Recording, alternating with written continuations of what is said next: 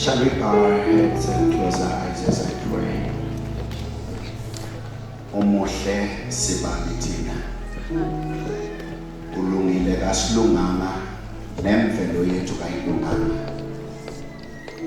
Our inadequacies, shortcomings and our floppy lifestyle is propelling us to call on you, to solely depend on you. That's why at this very moment we call on you, for we know nothing and we know not. We pray for the illumination. We pray for deeper understanding. We pray for sacred secrets, mysteriums to be unleashed unto us. Do that which and that what no man can do to us and for us. That which money can't buy for us but only you. Touch us and shape us, all to the glory of your name. Siphume sivumelana usekuphindile umaphinda wafohla futhi. May your name be exuded as your word is expostulated with precision. We pray for a dimension, a degree of understanding.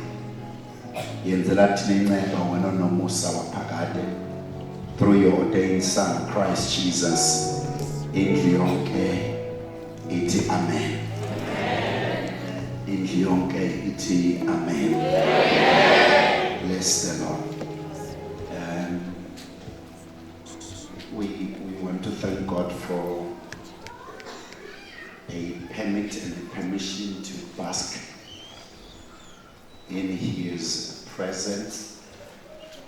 And we are ever thankful. I want to pay my undeviating and undiluted homage, respect and honor to our parents, to our very unviolent, vigilant bishop and our father, the doctor himself. Thanking God for a degree and a voluminous grace that rests upon him. And the anointing by power and far that he is endowed with all honor and humility. Bengcela sishayele baba namage welase izandla.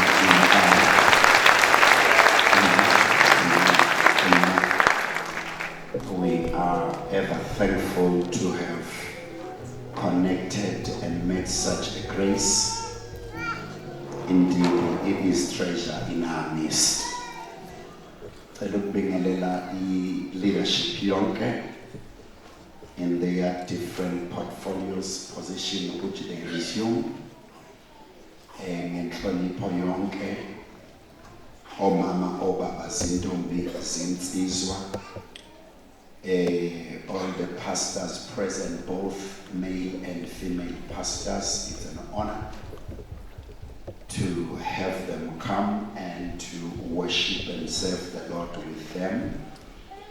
Bonke abazalwane ke worship team band egameni lika Kristu Jesu Inkosi nomfelo wami indlu yonke ingizame ngo-amen.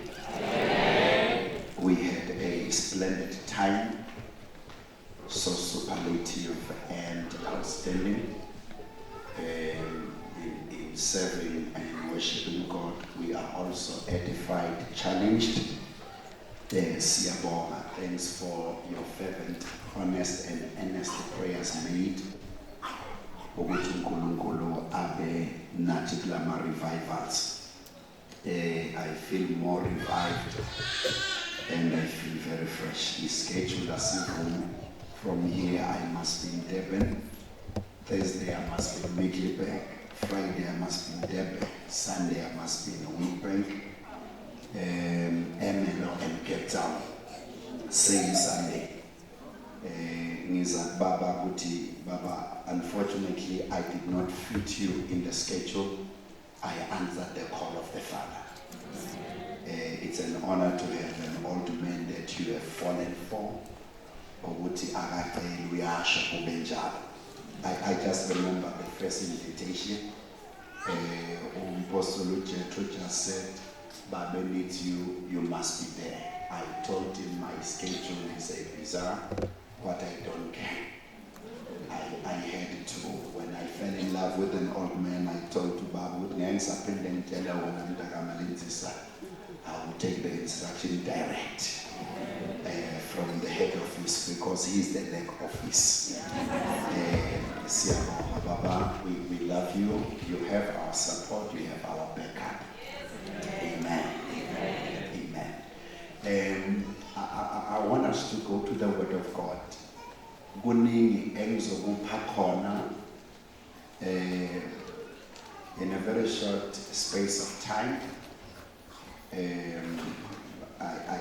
I hope I won't be so verbose and tautological, but I will be precise.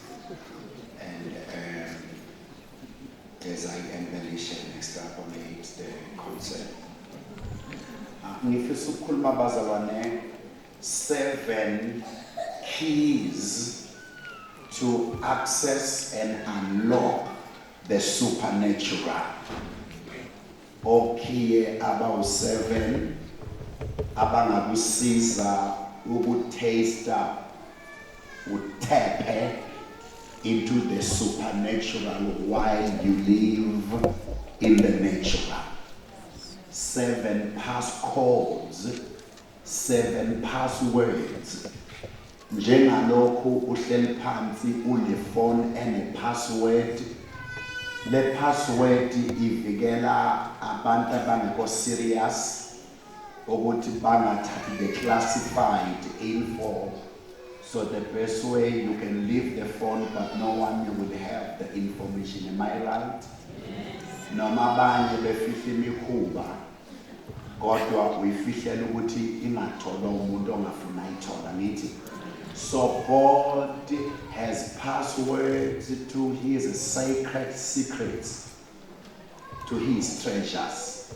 Ukuthi ingatholwa nombani ithole lowo omfunayo. 7 secret codes, 7 passwords to unlock and access the supernatural. Amen. Sifikile lapha ngithi sonke. I'm in a house of a diligent teacher. Today I tap into his shoes and I pray that he will tame my angel from tearing them apart.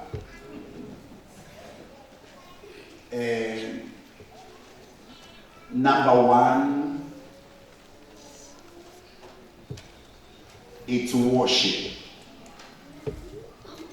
In worship has the ability of relocating God from his choice of place of abode to where you are as a worshiper. Indumiso inamandla wokunika uNkulunkulu new address. Imsuse kwi-choice yakhe imlethe kwi-choice of a worshiper. Ngoba uyahlala endumiso. Indumiso becomes the second home kaNkulunkulu.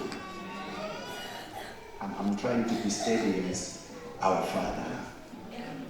I'm trying my utmost best. IBhayibheli lithi uyahlala endumisweni, kanti belisitshela ukuthi izulu isihlalo sakhe. So meaning if you want to relocate God and disturb the heaven, you must be in the posture of what is done in heaven, which is worship. Mawuke wadumisa noma usemjondolo, umjondolo uba lizulu la. So then worship becomes a key. Let me marinate you a bit before I go further. Kulapha kuboshwe uPaul no Silas abaphethe khiye wokuvula ikapa nokhiye wamachain. Kodwa baphethe ukhiye emlonyeni. Leli jela ababoshwe kulona, it has been faithful through the ages. It has never vibrated, it has never been shaken. Agebo koba namandla nokulibhomba lawa. But today, different criminals, different prisoners are in prison. abangacomplaini ngalesi simo sokuboshwa sokushaywa abadumisa umnikazi wezimo zonke. iBhayibheli lithi bamdumisa bathandaza kwavibrator ijele the foundations. But I want you to be very attentive, please. I want you to be attentive. Ekudumiseni kwabo uNkulunkulu relocated from his place of choice while we choice of the worshippers. But listen to this. The lijele that has been tested and proven to be strong and stubborn gave up. Wanyakaza izisekelo.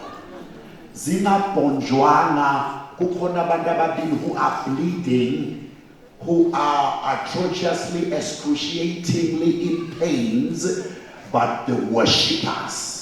Bamdumisa mayirelocator wafika kwi-address wafika isejele mayithubeka ubukhulunkulu bakhe la nyakaza ijele. When the worshipper worships, praise him shades.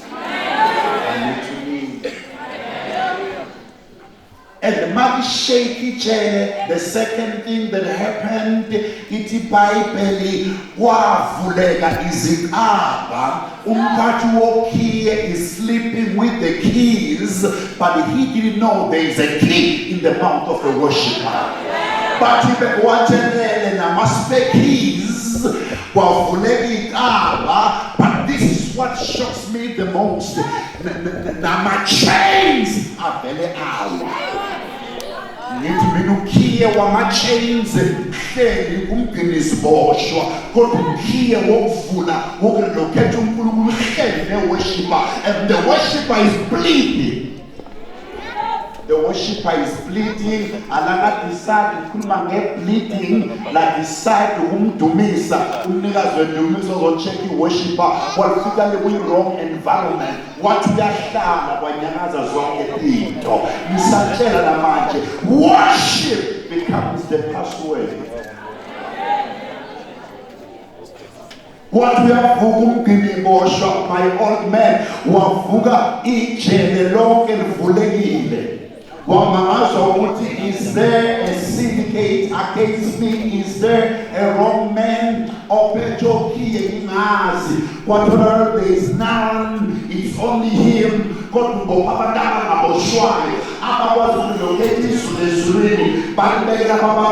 Wherever the worshipper is, it becomes a heaven.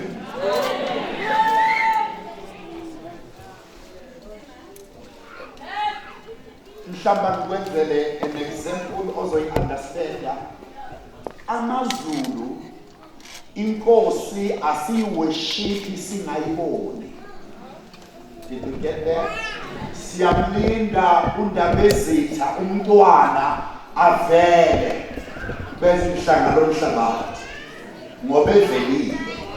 But in us, with us, asimlindi avele uvezwa esenza khona. Did I get a wrong call? Let me try to come to where you are. Ngithi mina lona sikuye akaveli ngoba sendlini yakhe uvezwa ilesimenzile endlini esiyenze endlini. Uma seyavala inkolo singamzwanga akusiyena onephutha yini ebesiyenza ebimenza ngavela. Thina siyenza azavele, simusho azaziveze. Uma engazivezanga asimthintanga lapha athintwa khona.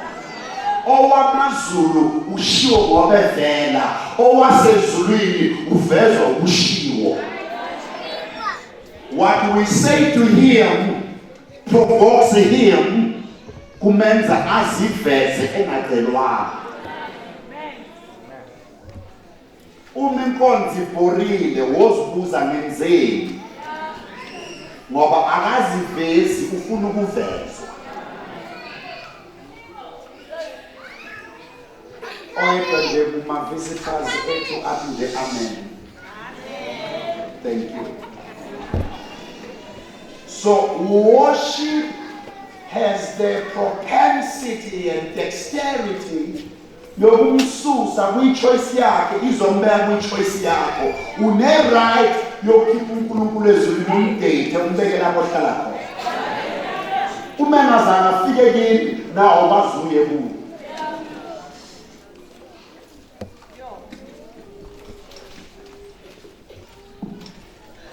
Yazi time abethu uzomshayela izandla ngiyazama. Ngiyafika ngele awuzwake intwana yami iyangibamba. Number 2, it's men of God. Abesibili, ukhiye wesibili, these keys are different, they touch diverse different aspects of the supernatural. And the second key is the man of God. Ngiyazi ukuthi hleze sinazwani ngoba men of God lithi they are nothing. But let me try. A Shunammite woman has a husband, and the husband has a sperm seed, but ingana iphumi. Ukhona ongizile? Until uShunammite woman abone umuntu kaNkulunkulu athi kumyeni wakhe, that man is a man of God. Can I invite him for lunch? Lo mama ucela indoda kaNkulunkulu ufuna ingane kodwa akakhuluma ingane ukhuluma ngohosta housing the man of God as the password to the supernatural. So far siyazwana. Wajika lo mama wathi kanjani ayekudla kuphela la ekhaya simakhele ikamero ngaphezulu. Number 1, she changes her budget for the password to be accommodated. Mhlambe awubonanga. Number 2, she changes her single story house into a double story. She never had a plan yokuba ne double story. Kodwa mayibona into engaphezulu kwento ayifunayo, ufuna ukuhosta lento kwakhe, washintsha double story. And mhlambe understandanga, she never said I need a child. She kept quiet. Washo ukuthi the man of God is a password. Yabuza indoda kaNkulunkulu, ufunani lo mama? Yini asiphathe kahle kanje? Yasho yambiza, ngikunegotiate kwabaphethe umhlaba. Do you want anything? What lo mama, man of God, I want nothing. I have it all running well. Yini akafuna ukuthi ngoba usakhohlwa into yeissue yengane. Ngoba useregistered sokuthi I will never have a child. Even my husband has reached menopause. Useyikhohliwe kanti ekukhohlweni kwakhe wenza mistake of housing and hosting a password in the person of the man of God. Noma senqaba ukwenzeka. Kwathiwa Gehazi hamba obheka uGehazi wabuka ngamehlo wathi sengolile ikhota shoda. Noma yena engasho ukuthi ufunani, then kumenzela demand to this password.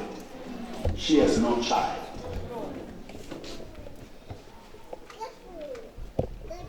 Wabizwa kodwa business lo mama mayefika ngengisho endlini uneminyaka.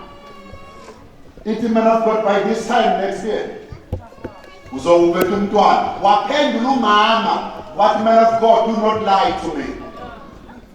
This one is not written in the Bible. Ngathi uthi I hosted you ngoba ngathi uyineko. Usukhamba namanga fake false prophet. Waphika umama ingane engenayo. What, do not lie to me. I've forgotten that issue. Don't hurt me for the second time. Washo ukuthi ufuna ne password. Manje yadayalwa yavula. Kwaba njengokusho kuka man of God. Men of God are a password to the supernatural. And examine foot. In the same chapter, uzofika umame owumfelokazi wathunywa kele password enokudla kokuqina adle baseyafa. Yathi password qala ngam dial me first. I will unlock the supernatural. Washo wada man of God, no man of God manje badla kokugcina komfelokazi.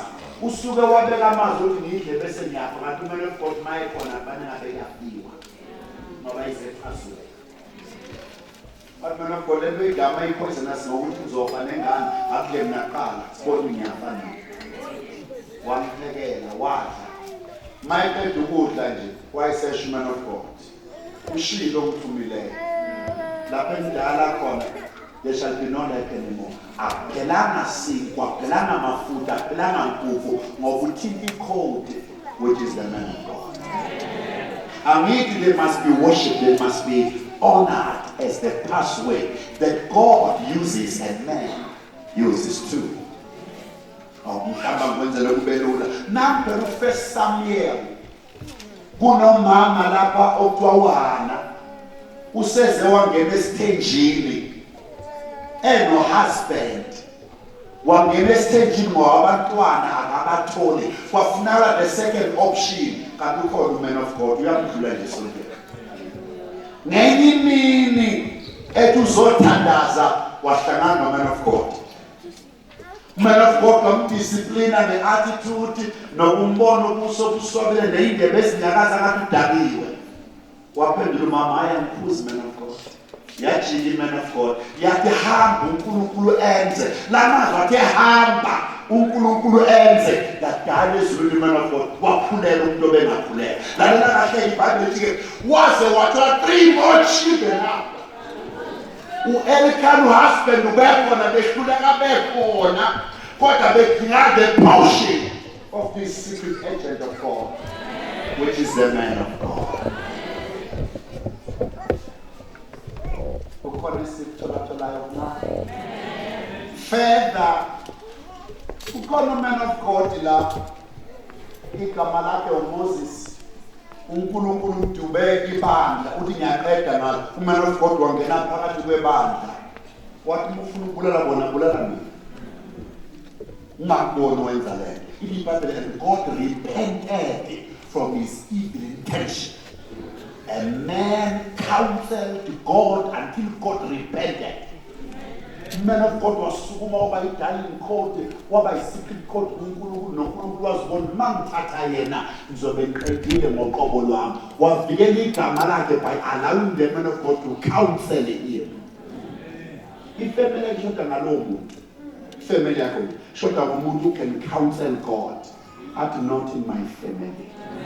Hayi ngisena manje akusho noma ubani kusho umuntu okuyi-certain level relationship noNkulunkulu ukuze abe recognized when he says such. Semkhuluma kakhulu man of God ngaze kube ngathi nginqinela man of God. Mhlambe lastly ngibonise uman of God kufika uElisha endlaleni.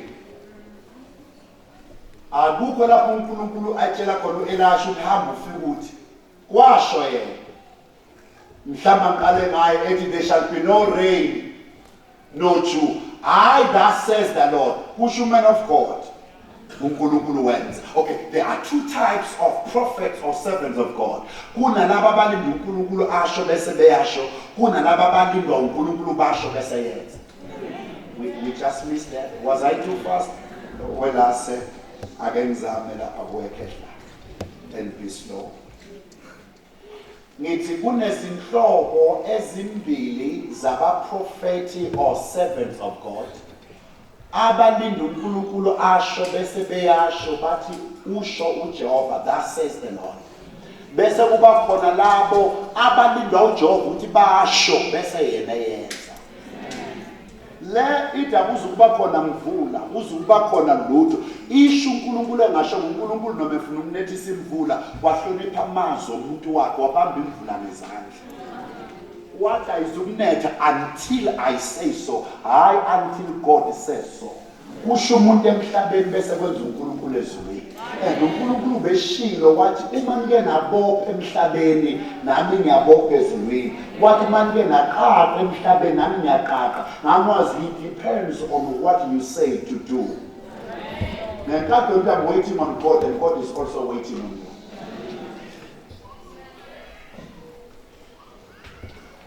Ufuna ngikhulume ngaloba mhlambe okugcina lo man of God engizomthatha yabo. Singabe ngathi bengizokhuluma ngoman of God. Bukhona uman of God lapha eBhayibhelini lakho uyalwa isikhathi sokushona kwelanga wathi alingashoni waphambanisa isikhathi lwama usuku athi kumbalo eBhayibheli there's never been a day like this in the universe that God could listen to a man. Wathi alingashoni ngisalwa vuka isazamika kwa confuseka the whole week ngomuntu oyedwa wama ama-minute nama-hour ngomuntu nje ovele wathi akazilanga nabuhla akekho ngisho embabane alliance usempini uphethe inkemba uyalwa wathi alingashoni kusho mina alingashoni ngisalwa. There is a level you reach where heavens can listen to you. U-instruct lenze izulu okwamanje usalinenga ngoba wafika kwi-level yokukhuluma lenze. I pray ukuthi ukhule sifike kulelo zinga. Number 3,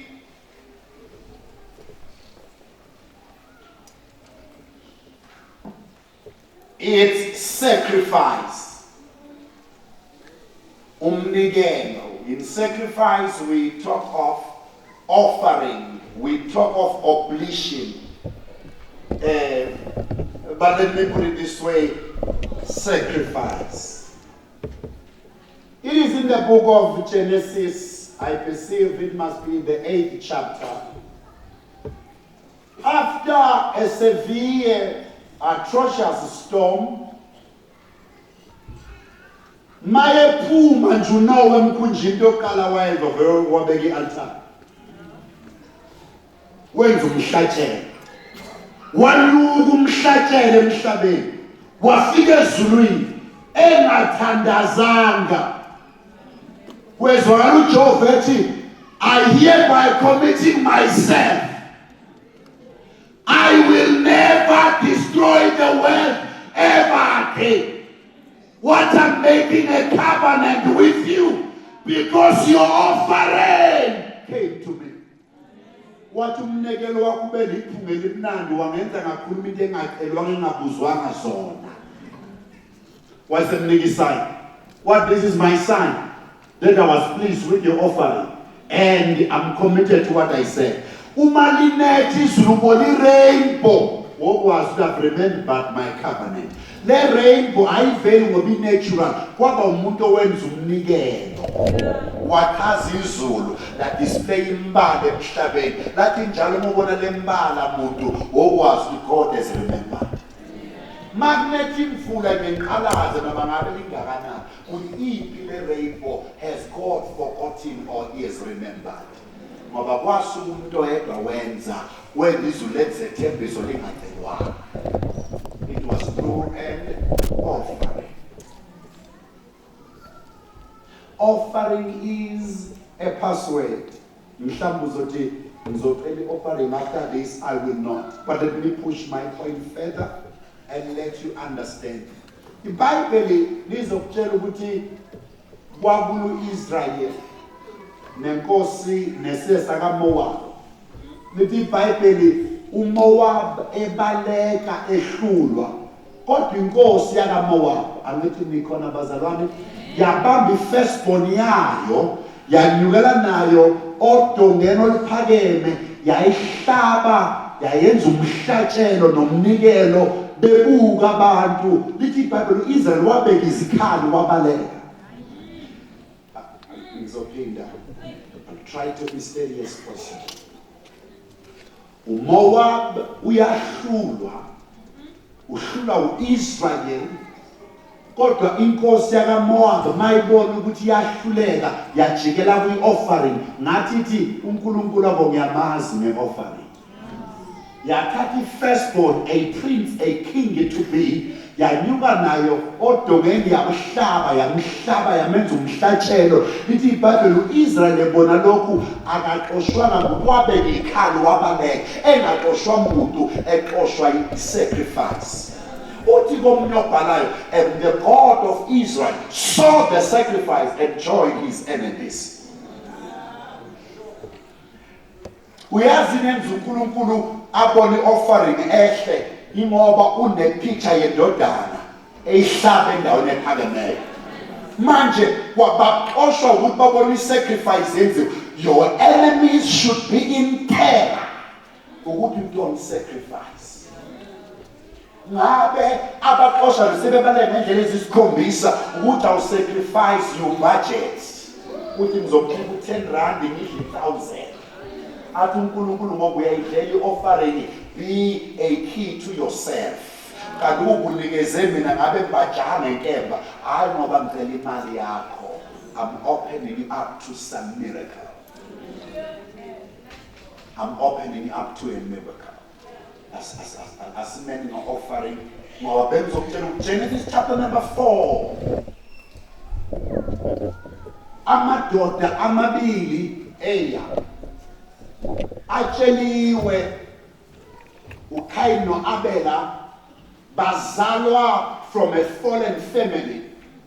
Niyezwa bazalwa from a fallen family, and in the falling of the family uNkulunkulu wayitshela ifamily ukuthi ke noma nitshala ngeke nisathola lutho, thorns and thistles shall be the harvest.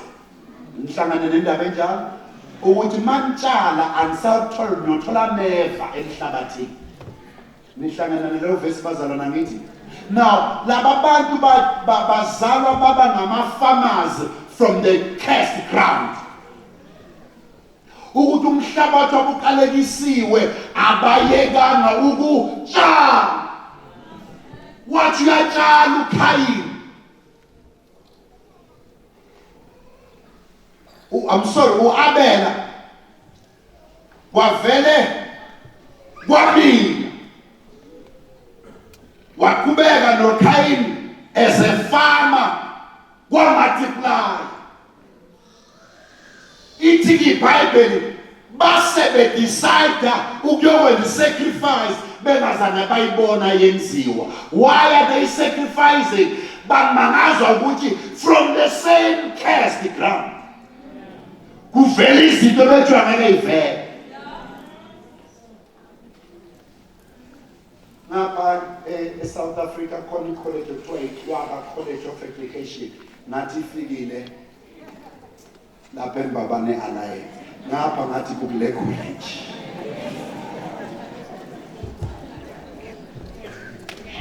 ake ngizame le college. Kwamila kuforbidden, kuvinjwe uNkulunkulu hayi uSathane.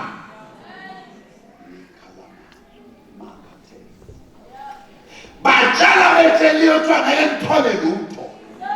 Makuvela bathi asiyobonga. And babonga bangazange babone kubongwa, bayonikela. Aya. Ukuthi angimemeze ekuseni, I'm sorry old man, please pardon me. Ukuthi angimemeze akuvuna lapho kuvalwe khona. Akudabuka umhlabathi owaqalekiswayo. In the name of Jesus, abakhuluma amazwi emhlabathini wakho ababona izithelo, abakhuluma amazwi emkhathini wakho ababona abantwana bakho bephakama. I declare as a password and a man of God. Obethwa ngephinde kwenzeke akwenzeke. Obethwa ngophinde ubone awubone. May you not die but live. May your days be brighter than your yesterday. May the God of honor honor you. Akwenzeke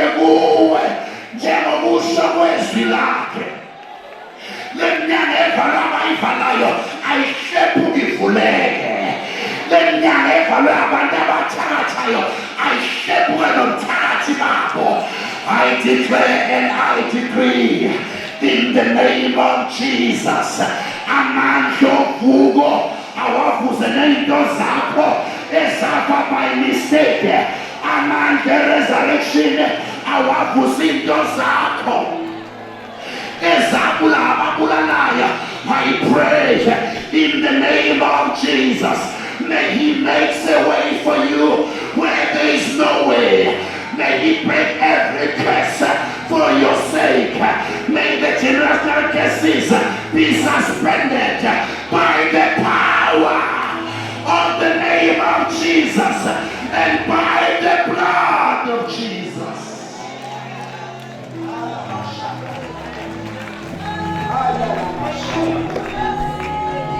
Ela bahasi ketela basa.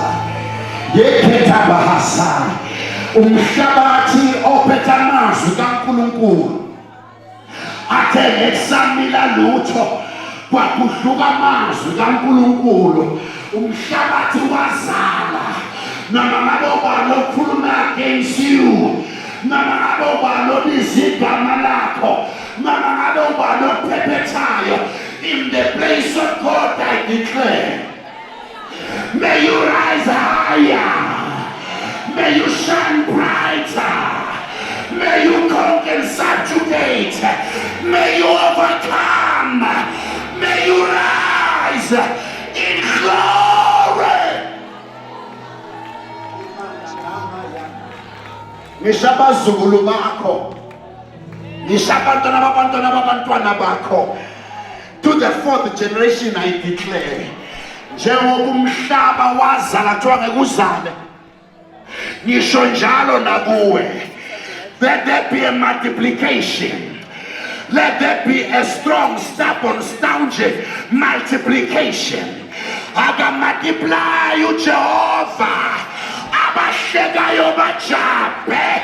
Abakula phansi bamangale.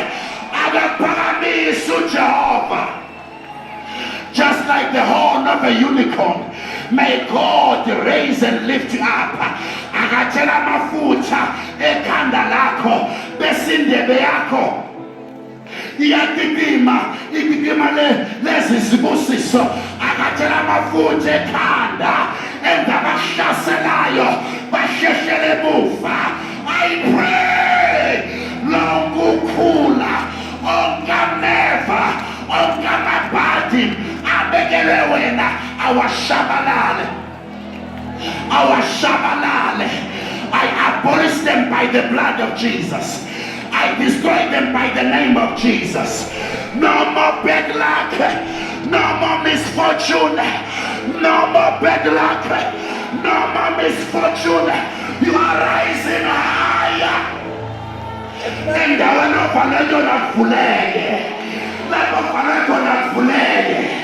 I hear the word of the Lord saying to me right now,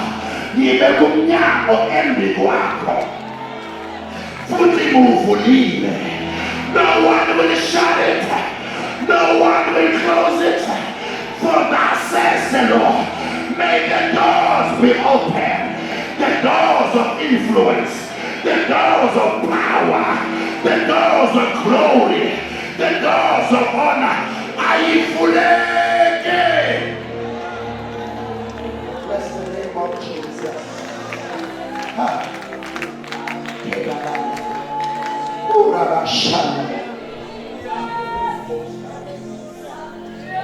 I'm nothing without you.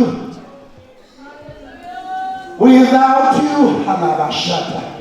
Haya. Oh, Nabasa. Yekiraba. Yekabaya. Oh, Nabashana. Ha. Hey. Double catch of body. Tear apart the heavens. And let your glory descend and ascend. Haya. Ate etea. Yentamazulu ashale pakati wa watu. May your glory arise. Thank you, Lord.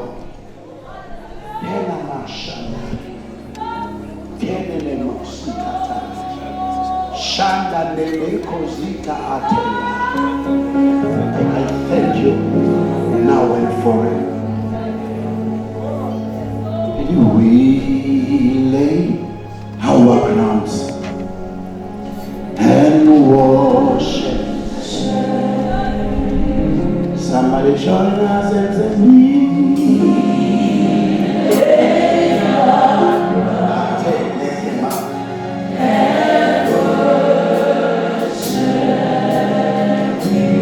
more time,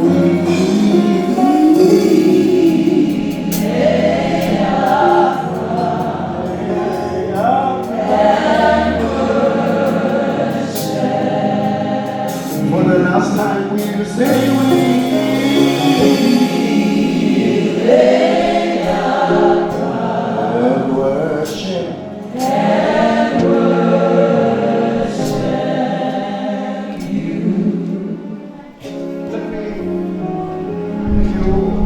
The last one with the offering. I'm not supposed to be so in couple is valid Zulu me offering. Wafu mama, wafu baba, bebulawa offering. Engaphelele. Offering is a password. It opens and it shuts the supernatural to the aspects that is meant for. As Kube, I was giving you number 3. Number 4, honor.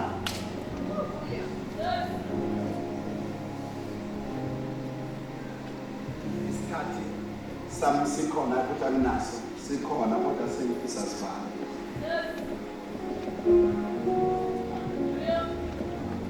Number 1, number 5.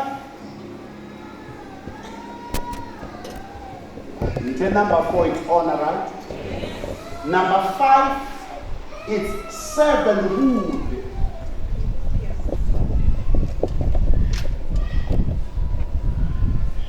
It's got some to elaborate and to elucidate will be very ephemeral. Let me just give you as they are, so we won't take it there.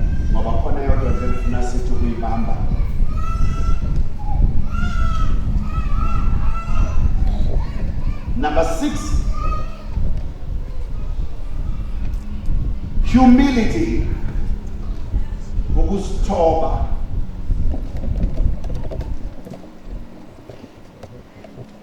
Number 7, it's prayer.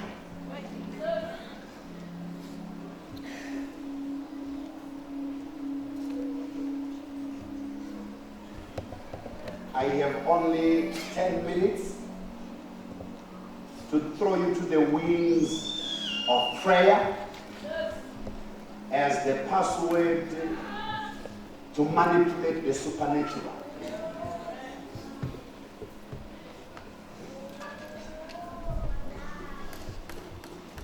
Labo kiebo 7 mungabahlanganisa uyohlala ezulwini usemhlabeni. Uyohlala phansi kwabathakathi bathi wena umthakathi. Bacele kwena umuthi ongcono kunowabo.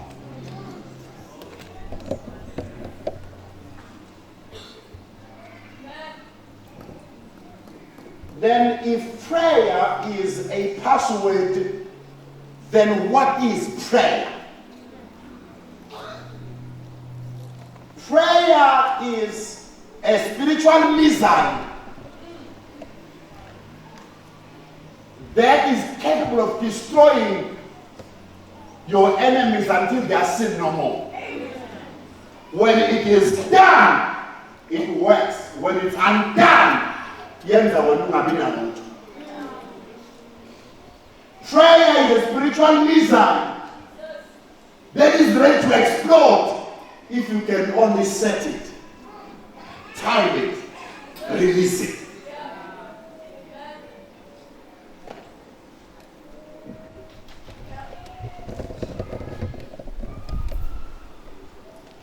Prayer is the ability to attract God's attention on earth while God is in heaven.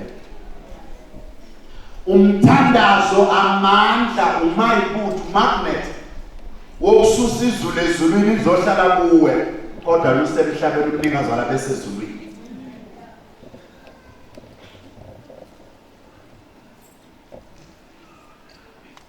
Then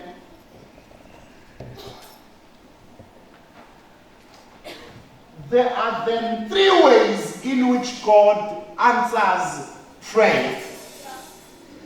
Ukuphi indlela ezintathu uNkulunkulu aphendula ngayo umthandazo. Dokotela namhlanje ngizawucela ugqoke izikhu zokudokotela mzamile. Zameka. 3 ways in which God answers prayer. I know these scriptures kafunda sengipa ama scriptures amaningi. Ngizazokunika namanye manje. Number 1, God can answer your prayers through human level or in the human level or through human beings. uNkulunkulu uyayiphendula imithandazo yakho ngokuthumela abantu. Kwabanye ngoba ngikhona nje bengilethe impendulo zemithandazo yakho.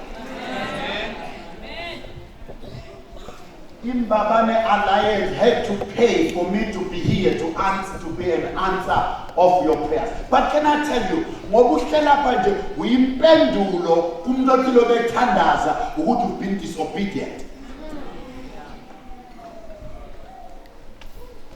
Ngala wazi ukuthi uNkulunkulu ekuthuma emntwini ungayi wena udla amandla lo muntu. Umenza uNkulunkulu abe umqambe manga lo muntu. Ngoba uNkulunkulu wayethemba wena ngaye, wena bese ubamba in your human will. In the human level where God answers, there is in bracket a human will. Lo muntu othunywayo une right yokuvuma noma engavumi noma adleleke ethunyelwe kuwo.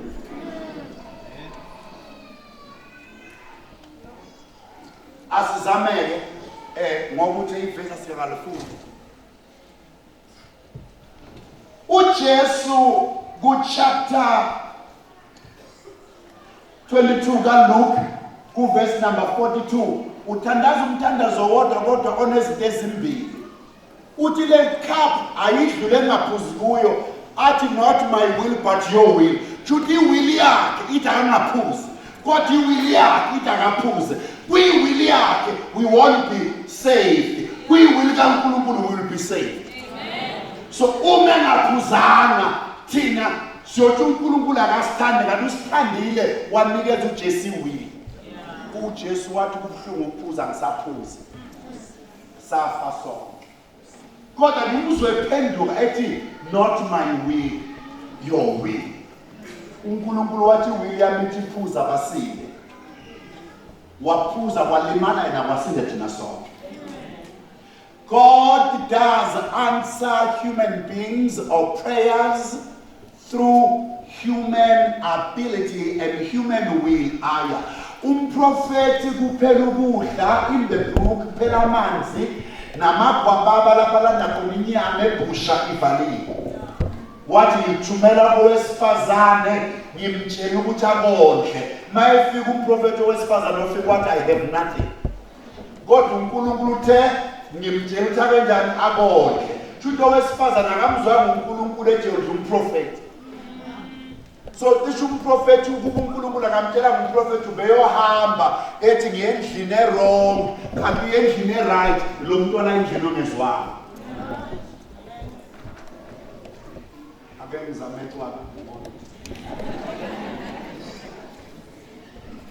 Kuyenzeka uNkulunkulu abe ne-interest endabeni yomthandazo wakho kodwa angehli yena athumele umlambo. Umlambo athunyelwe yithayi until we miss each other. Kuyenzeka i-interview uyiphase in the human will kube khona obrayibhela ipost yakho. Kube khona olalwayo amnikele ngalomtimba wakhe kuchaze koqashayo kukhishwe wena oqualified by the will of God kungena umuntu oqualified by the will of Kasha. Our answers can be stuck in the human will. ngisho kanjena ngoba ipromotion yakho kade yabanjwa in the human will eminyakeni osuyisevile fana nabe kuma kwi-third level kodwa still in the first level abafika emva kwakho sebeyakuphatha.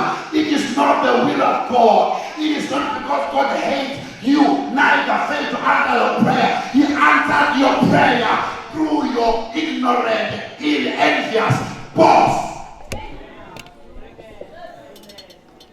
Upendulwe in the human will. Then human beings bathatha isifo yakho bayiphose emkhoneni. Wena ngabe ukashiwe uinterviewe right wapasa right kodwa bathe mabehlezi bebhidela ithenda kodwa usifana banimasimnikile uyosinikeza ikota yale mali or 10% yale mali kwathiwa wena qualified be disqualified. It is not God.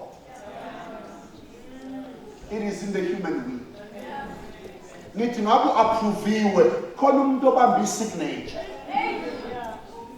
Ngithi indaba yakho yaqede emazulwini kukhona umuntu ose-office ongesilike ezulwini ongafuna ukufaka isignature uzekathi leave for the past 2 weeks akatholakali and wena ulindile. May the God we serve break every human will for your advantage. Lo muntu obamba isignature akangaphinda lala ubuthongo aneheseya akavuke ekseni ngesonto ayosayina wena wabona inkosi uAhashiveroshi ihluleka ukulala kanti uMordecai uhlele esangweni kwafunda ukuthi akenzelwanga kwathiwa akenzelwe awenzelwe. You qualify by the blood of Jesus. Awenzelwe. Kanjani uma into zakho isola ziku-human will urebuka intando yabantu intando kaNkulunkulu bese umemeze emkhathini lo muntu ophethe into zami akangabi nephantsha akangashiwa iflight ahlangane e-restaurant akabona into zami ku-Facebook angifune bengiyokutshela more things about that but let us continue so we close.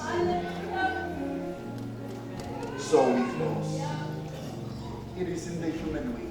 Nawe khona abantu mabebona uyimpendulo nawe iba impendulo kwabantu. In human will there is selfish desires. Konke okufika ufuna kube ngokwakho. Let me give you one scripture in Judges chapter 13.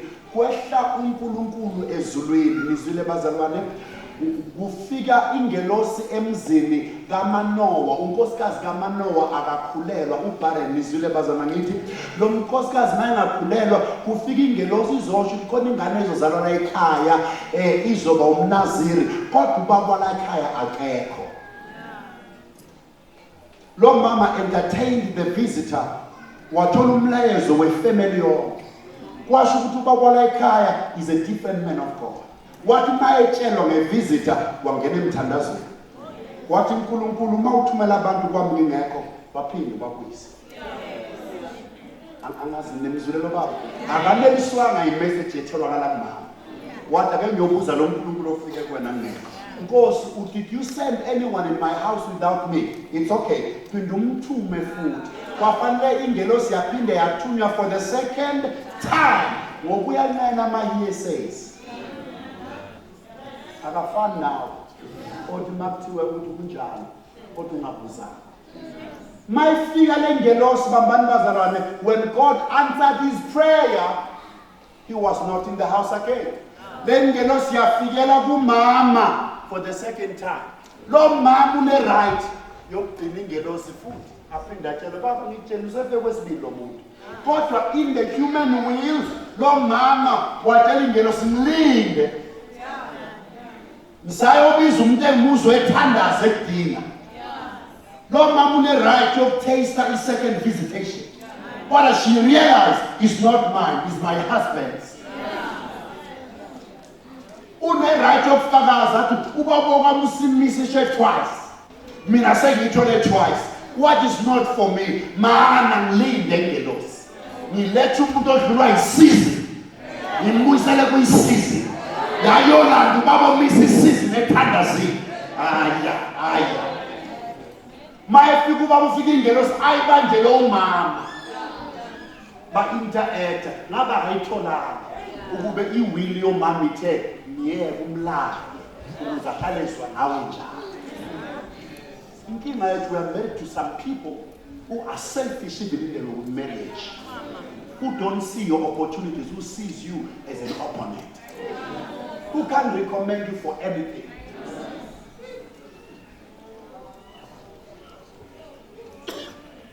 Toxic relationships. We into yasebhedini kuphela. No opportunities of life.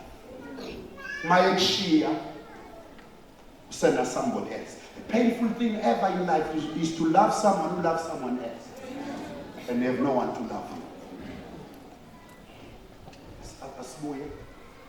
Number 2, God can answer you through an angelic realm.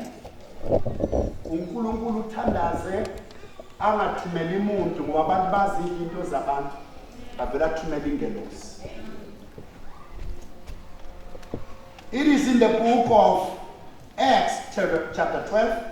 Ibandla liyathandaza uNkulunkulu wathumela ingelosi yakhipha umuntu ejele. Akusukanga umuntu wayovula ijele kwehla ingelosi iphusha umthandazo. So God can answer us in the angelic realm. Kodwa lazima ubonile na in the book of Daniel chapter number 10. Daniel says there for 21 days. Impendulo yakhe yayehla on the first day ukuthi yabanjwa in the angelic realm. Angiphinde futhi. Daniel chapter 10 usivezela ifasting yakhe ka 21 days. uNkulunkulu wamuzwa on the first day, wamphendula on the first day. Impendulo yabanjwa emkhathini on the very first day. Ayikho impendulo kuDaniel, ayikho ezulwini ibanjwe emkhathini ngoba zonke ingelosi ethu impendulo can't fight. Ingelosi yeimpendulo yama messages ayilwi, iyakwazi ukubambeka, iyakwazi ukuvimbeka, ivinjwe nezinto zakho.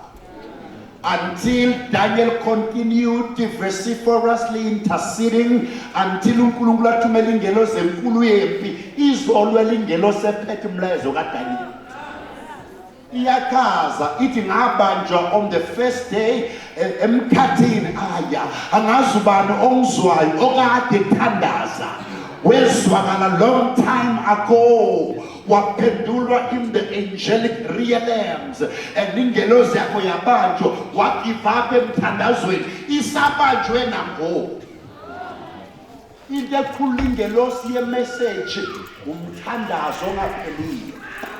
Knock, it shall be open. Seek, you shall find. Ask, it shall be given.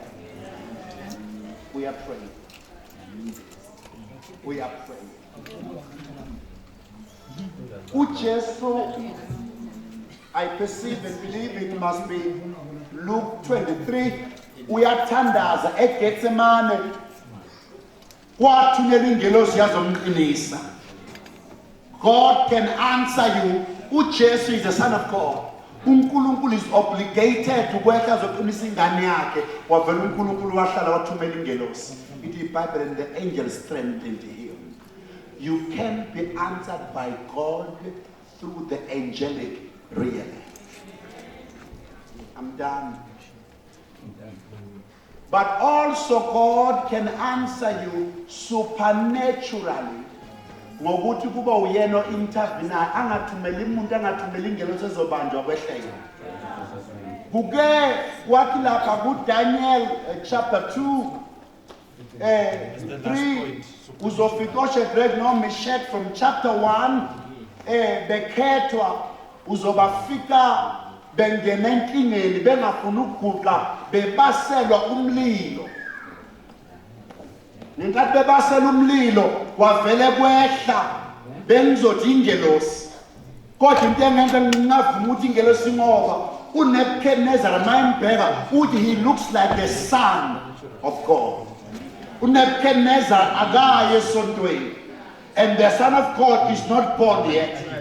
Kodwa he perceived by percipiences ukuthi this is not the son of man, must be umlilo wawudimanda ukuthi akwehla umnikazi wawo ezokhulula. Sometimes izimo zethu azidingi umuntu, ayidingi ingelosi, zidinga yena. God can answer you in the supernatural realm.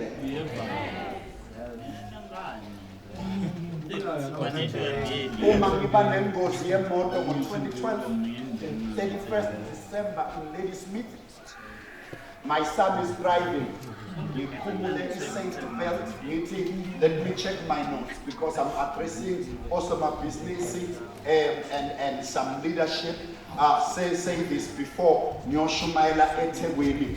Mfana sipresile imoto is at 130 kilometers per hour kanti izulu liyanetha. From nowhere amasonda amabili abu-left lapho engihleli khona aqhuma. My son is inexperienced. Kanti ngiqeda ukuliliza i-safety belt. Kanti uzo-applya ama-brakes suddenly at that speed kanti ku-water. Yaphenduka imoto yashaya in the wall of the bridge. Kodwa ukuhlekisa yishaya ngohlangothi lami ngenxa ye-imbalance. Yashayisa ngami yaphela. But before ishaya isiphele, my old man, I told you we're done, we are praying. Ngibuza umfana sesiyafa, kwavele kwangena umuntu wangibamba kanje. Ulalele kahle. What not today? Ngayibona i-accident yenzeka, imoto yaze yama. Ma ingozi eqeda kwenzeka, umfana uyaphuma uma laphaya, ngiyambuka uyaphuma. I can't ngoba igabha zami zombili ngathi zihlanga. Udlula abantu bamemeze bathi imoto yasho ungadisconnecta ibhetri, behla abantu basidisconnect. Angikwazi kwenda ukuthi ngibambekile kodwa ayikho i-safety belt. Mangiphuma emotweni bengidonsa. Into yokuqala ngibuza, where is my iPad? But he's not okay. Mbambeni. Ngithi mina, I am very much okay. I have my notes. Bangilindile. Kodwa mnikeze 10 minutes usashisa. Ase ngiyababuza, did you see the man who entered in my car? Yeah. Were you there when the man held me in his arms? Umuntu awuthi ngilimele, uyephi lo muntu obengigonile? Ibhande beningafakwanga kodwa khona izandla ezingibambile. When we pray, he answers prayer. Oh, when we pray, he shifts the natural. Maske sathandaza there is a supernatural God who is waiting for your cry, who is waiting for your prayer. When we pray, when we pray, when we pray, when we pray,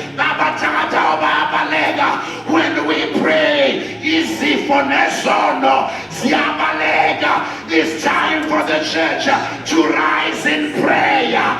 Umibanja tandaza, amachela ya fulega, ibopo ziyawa, umibanja tandaza, abangaboni bayabona, abamezwa bayezwa, abangamba hamba. The question is, why don't you pray? Yine bambile ukuthi uthandaze. Can I invite my old man while we all on our feet? Ibandla bekumele lifune ukuthandaza. Please come to him. Amandla ibandla to incubate our systems, fortitude and power. It's in prayer. Yini kade bamba luthandaze? Ngoba namajela anyakaza. Namaketanga yawa. Unqena into ekwazi ukukhulula bakhe beboshiwe.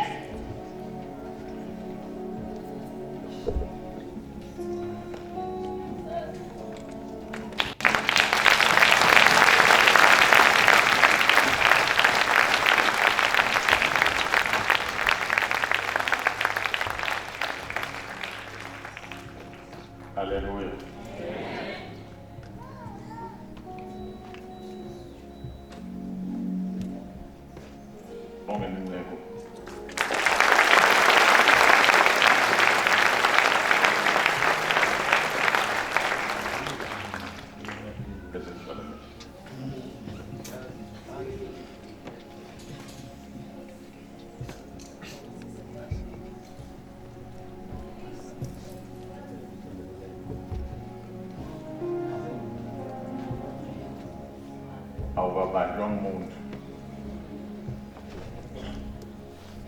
awubaphuma ngumuntu, wena.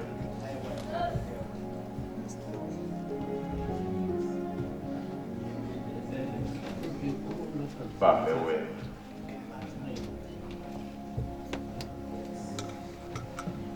Ngethi senza sinqumo bazalwane. Senze into letawusenza sehluke emahedeni.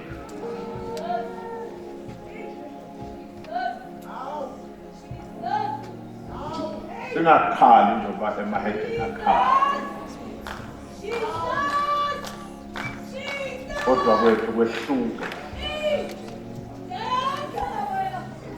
Impumelelo yakho ayinge Sathane ukhashane kangakanani.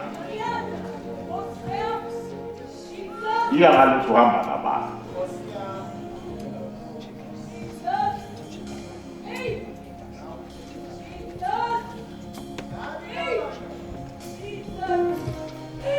Batabe bakhafula, batabe baphuphutha, kodwa nawe uthi valele kulo mthandazo nalo uNkulunkulu ubhawusa konke. Babude wenda ngani wena, ngobe kube bebuya ngabo ngawusekho wena, noma ngabe sowulimele ukhubatekile, kodwa here you are. Uthi ke uNkulunkulu lokunye bowungadi, kodwa nyalo sowuyazi. Bowungeke nithathe isinqumo uthi Nkosi from today ngifuna ukuvalela nawe, ngifuna ukuvalela nawe. One man with God is the majority.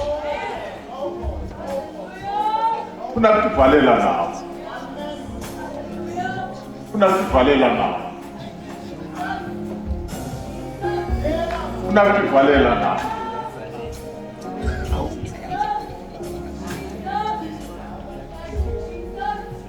Babothandekayo emini Nkosi, siyabonga uNkulunkulu wethu. Ukhuluma kithi, ukhulume nathi. Nali livi lembuthalo,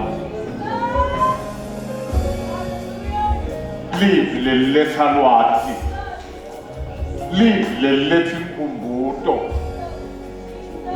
Egameni likaJesu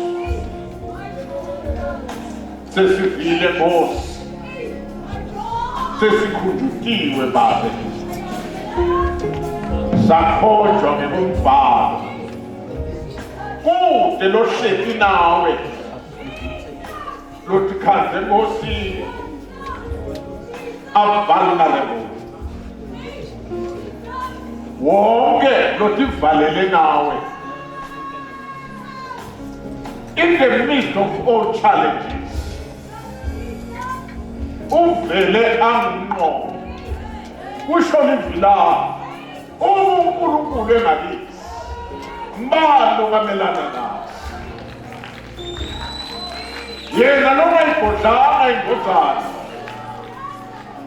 nekutsekanye nayo, wakhulula konke, wakhulula kuphila, wakhulula kuvikeleka, wakhuluma kuphepha, wakhuluma inala, wakhuluma konke.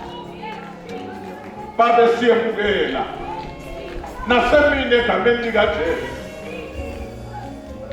mwengcwele siyemukela in the name of Jesus. Nangiyama ngiyamkhulula, nangiyababa bebephula, nangunomsha uyakuvikela, nangumntwana Nkosi yamntomu. Haya bahaya egameni likaJesu. Thank you for sharpening this weapon. Thank you for reviving this weapon. Thank you for firing this weapon in the name of Jesus. In the name of Jesus. Thank you, Lord, for the victory. Egameni likaJesu. We give you the praise and the honor. In Jesus' name. Hallelujah. Hallelujah. Oh, glory to God. Hallelujah. Sister Mile. Lambo kodwa emkhathini wena. Uthamani Jesu njengenkosi. Le findo lokukhulunywa ngabo la. Ikhashana na. Ikhashana na. Ngiyativa but I understand. Ngoba kunabudlelwane namuntu. Ungivumele ngithandaza nawe egameni likaJesu. Nawukhona uthi Jesu nayiyambili uthi uzasanda zakhe lala khona khona. Ukuze ube ingxenye yale tinto lesesikhulunyiwe ngesibona sandlampana wami God bless you. Ngesibona lesinye sami God bless you. Ukuze ube ingxenye yale tinto kupika ngene esivumelwaneni kaJesu. Khona nomunye na. Nakuthanda egameni likaJesu. God bless you, my brother, at the back. When you put out the seven, I'm in the level of the people in the family. It's human to tell a family. It's no canada, it's a very sound, one minute, put this one up, it can be let go. It's man, and then la petu. It's man. Hallelujah. Hallelujah.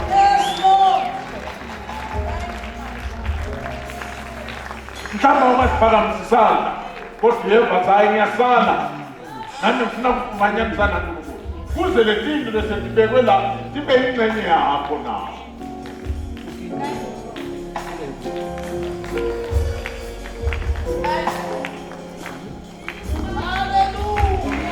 Praise the Lord. Hallelujah. Hallelujah.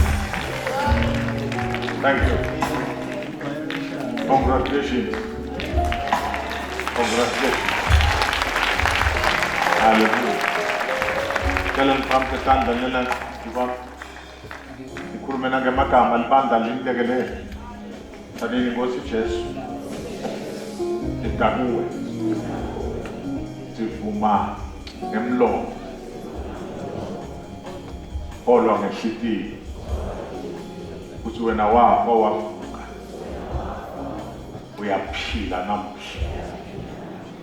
phila empilweni lethu egameni likaJesu ushito livilapha lasingasikholwa ngesithi uthi wavuka kulabafile sivume ngemlomo kube kusinziswa namhla sesiyakholwa namhla futhi sesiyavuma ukuthi wena uyinkosi busa kithi egameni likaJesu. Siyabonga Baba ukuthi sesisindisiwe ngenxa yokukhona kanye ekufika ekugcineni ngebantu abantu ndabuya lapha bengifuna pastor umcebo lapho ushone Chima kulenza lesishona. Aha, la kuya na pastor ya na babo pastor umcebo na pastor. Nathi nje amen. Ngiyakulaba bafundisi lapha. Congratulations again.